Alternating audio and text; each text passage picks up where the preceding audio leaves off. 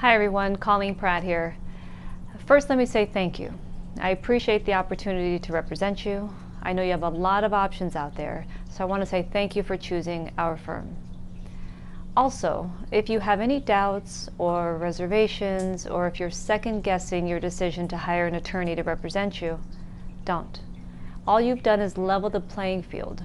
Now you have representatives on your side to assist you against an insurance company and their attorneys. A workers' compensation case can be stressful enough without having to deal with all the paperwork or talking with adjusters and everything else that comes along with having an open claim. Let our office handle everything.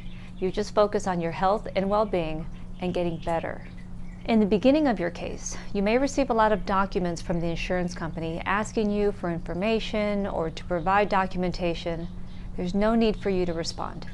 As your attorneys, we get the same information. We get the same letters you get. So there's no need to call us and let us know that the insurance company is reaching out to you or they're asking for information, because we'll have the same documents you have, and if we need to respond, we will. Within the first 30 days or so, you'll receive a notice of application that's generated by the Workers' Compensation Appeals Board, also known as the WCAB. On this notice of application, it'll have your name, your employer's name, the insurance company, and a case number. The notice of application was filed because our office filed an application for adjudication of claim in order to get a case number, just in case we have to file for a hearing if any of your benefits are stopped or delayed, or somehow the insurance company is not fulfilling their obligations. There's no need to be alarmed when you get this. You can just keep it for your records. If during our initial consultation or any conversation with our office, we talked about getting you to a doctor for the first time or switching doctors from your current doctor to a new doctor, I want to explain the process to you so you understand the steps involved. First, we have to seek authorization from the insurance company because the doctor won't treat you without it. Getting the authorization, unfortunately, can be a time-consuming process because sometimes the adjusters or their attorneys don't respond right away. But rest assured, we are diligently working to get that authorization. Sometimes we even have to file for a hearing, also known as an expedited hearing, in order to get the authorization we need.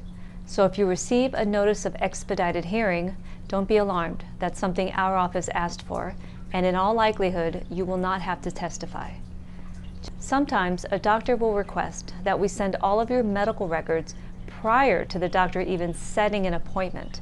This means that we have to request your medical records, get them over to the doctor, have the doctor review them, and then the doctor will call our office with an appointment.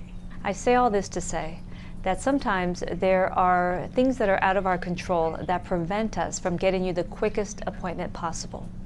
I just request your patience during this time, and I want you to know that our staff is working very hard to make sure we get you into the doctor just as soon as we can. If you're currently receiving temporary disability checks from the insurance company, continue seeing the doctor that you're treating with.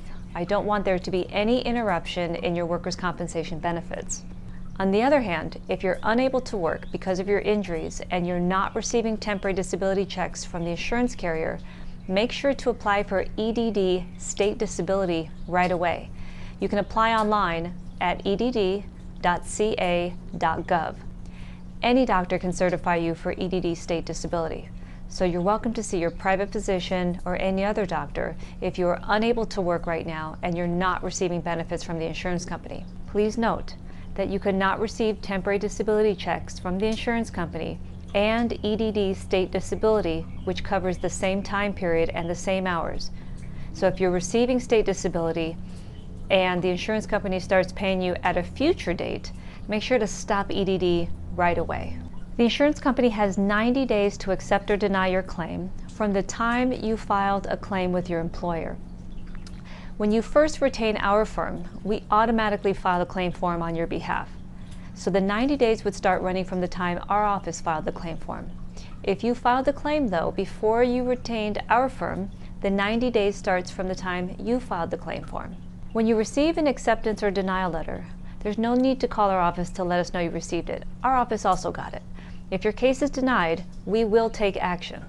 Whether it's based on a medical denial, in other words, they're saying there's no medical evidence of your injury, or whether it's a factual dispute, rest assured, our office will take the necessary steps and take action based on that denial. There's a lot involved in a workers' compensation case, and far too much for me to go into in this short introductory video.